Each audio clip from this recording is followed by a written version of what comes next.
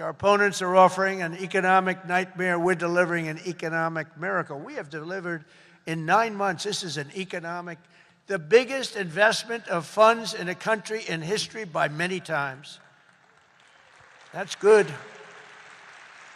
They want higher spending for government and illegal aliens. We want bigger paychecks for American workers and American families, and that's what we're delivering. You see that. They stand for crime and chaos and corruption. We stand for law and order and justice.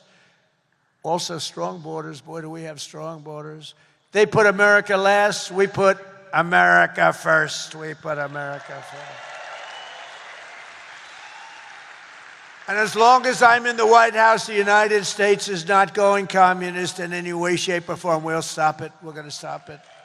Stop this nonsense. You know, I said, they were voting last night. You could have a communist or a thug. A communist, and they took the communist, you know. It's pretty amazing. We could have done a little better in terms of candidates.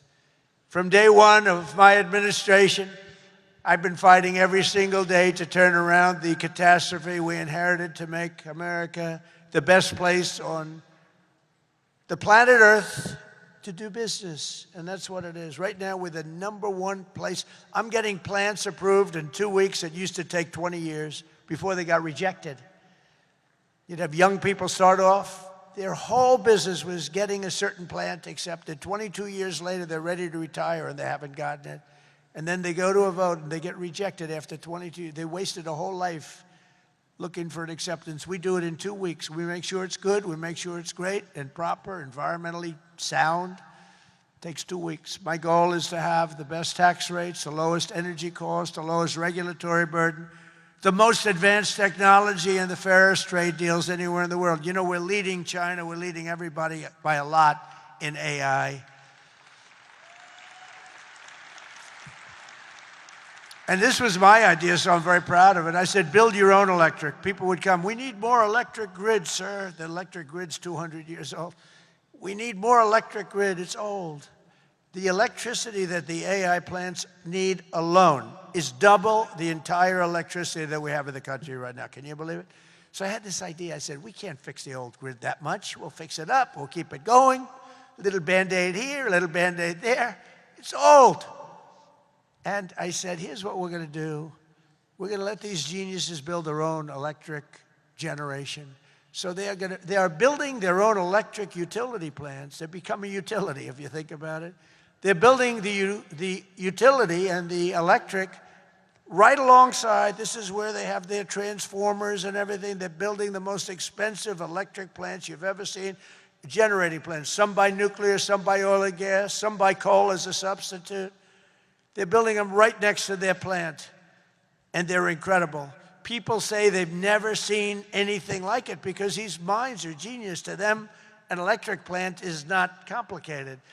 To them, an electric plant is better than the people that produce electricity, although Florida Power and Light is doing a lot of plants for people. They're pretty advanced, I have to tell you. But they're building their own juice next to the plant. Isn't that sort of a cool idea? And you know, when I first proposed that, they came into my office with, you know, they have unlimited money, but they were trying to figure out how they can build it because they had no electric of any consequence.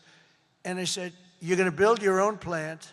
I'm going to get you your approvals in 2 weeks, 3 weeks, maybe a month if I'm slow. We have a great man, Lee Zeldin, in charge of the environment. He's incredible. And he's tough, too. He's very tough. But they have their approval in 2-3 weeks. You know, they're dealing with the best experts in the world. They know what they're doing. It's amazing when you see some of this stuff come in, designed by guys with 190 IQs, and then you have an inspector who's not quite as smart as that, inspecting it to see whether or not it's okay. And he has no idea what he's looking at. No idea. But I said, you're designing your own electric plant. And they didn't believe it. They come in 2 weeks later, they said, the biggest problem is electric. I said, you can design your own plant. And we're going to have your approvals within 2 to 4 weeks. And they said, he's really serious about it. They thought I was kidding. It was so good, they couldn't believe it. They'd leave and they couldn't believe it. It took me 2 or 3 times to say it. Yeah, they're designing their own electric plants. and it's unbelievable. And then they're going to sell their excess electricity back into the grid. So we benefit in that way too. In July, I proudly signed into law the largest tax cuts in American history. Now, that's the second time. I did it the first time, but these are even larger, the great, big, beautiful bill.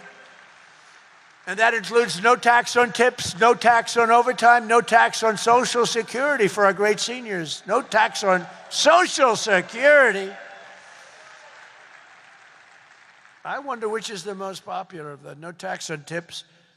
You know, I was in Nevada, in my building in Las Vegas, and I had this beautiful young waitress come up to me. I never talk about beauty anymore because politically, if you mention somebody's beautiful, that's the end of your political career. So I don't mention that she was beautiful, but she was beautiful. And she came up and I said, "How you doing?" "Oh, sir, I'm not doing well. The government is horrible on tips." I said, "Really? How do they tax? They tax tips? They tax us and they go after us. I've never seen anything like it. It's made my life miserable. Sir, there should be no tax on tips." She said to me, "No tax on tips." I said, "Say it again." She said, "Sir, there should be no tax on tips." So we had a lot of the fake news waiting for me outside of the restaurant. So I went out and I said, "Ladies and gentlemen, I have an announcement to make. There will be no tax on tips." That's how it all started. And I won Nevada.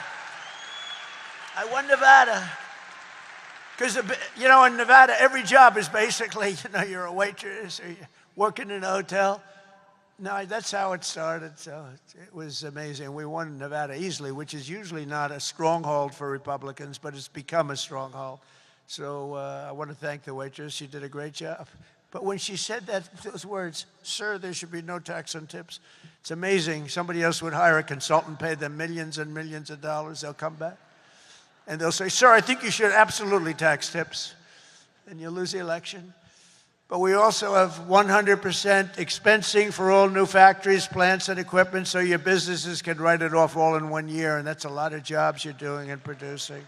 That was, to me, the biggest thing in the first bill. But this is even better because this goes for a 10-year period.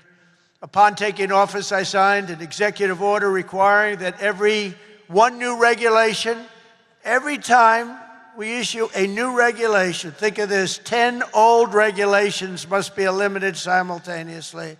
So if we give you one, you get rid of 10. And so far, for 9 months, we're exceeding that.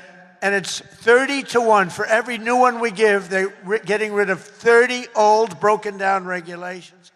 And we've slashed nearly $1 trillion worth of regulatory burdens. We have regulations that are so old and nobody uses them, but they stymied a lot of production, a lot of jobs. And I did it the first time, and we had the largest regulation cuts in history, and now we're exceeding it this time. So it's big. It's one of the reasons we did so well then, and I think it's one of the reasons we're doing so well now. Again, we have to talk about it, because if we don't talk about it, nobody else, the fake news is not going to talk about it.